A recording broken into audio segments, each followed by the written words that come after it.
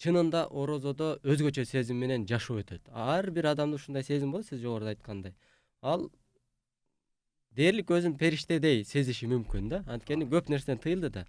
Бирок өкүнүчтүүсү баягы бул хадиспи же алымдардын сөзү билбейм, бирок өзүңдүн туткан орозоңдун кабыл болушун билгиң келсе, орозодогу э, орозодо кандай жүргөн болсоң, эмнелерден тыйылган болсоң, орозодон кийин ошолоруң уланган болсо кабыл болду деп бил деген бир Ооба. сөз бар го. Ооба. Э, Ошону айтайын дегеним, кантип орозодогу мүнөз кийинки 11 айга чейин жеткирсе болот.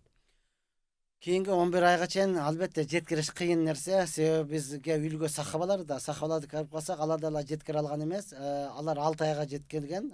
Бирок 6 айдан кийин сагыныч менен, үмүт менен жетсем экен деп Рамазан айын күтүшкөн да. Ошондон жок дегенде биз аларга окшош 6 ай болбосо жарымын алайчы. 3 айды туруп бере турган болсо болду. Биз бат эле оңолуп кетебиз өзүчү. Анан бизде негизде мурунтан өзү берешендик сыфат бар кыргызда. Мурунтан эле кыргызда не бар? Бири-бирине насихаты бар. Улуулар кичүүлөргө айтат. Ошол нерсени эми көбөйтө турган болсо, жана ошол эле учурда ар бир адам мен оңолоюн деп чечим чыгарса. Мен оңолсом бүткүл аалам оңолот. Ушу мен эле оңолушум керек да. Неге? Себеби адам баласынын сообу алдында болот, күнөөсү аркада болот да.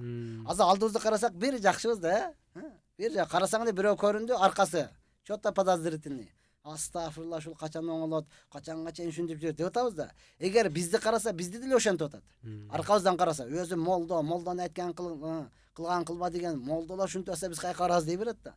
Ошон үчүн ар бир адам мен оңолоюн, ушул мен эле оңолсом бүткүл аалам оңолот деп оңолуунун фикирин кыла турган болсо, өтө жеңил, өтө оңой, албетте анан алысыраак бара алат.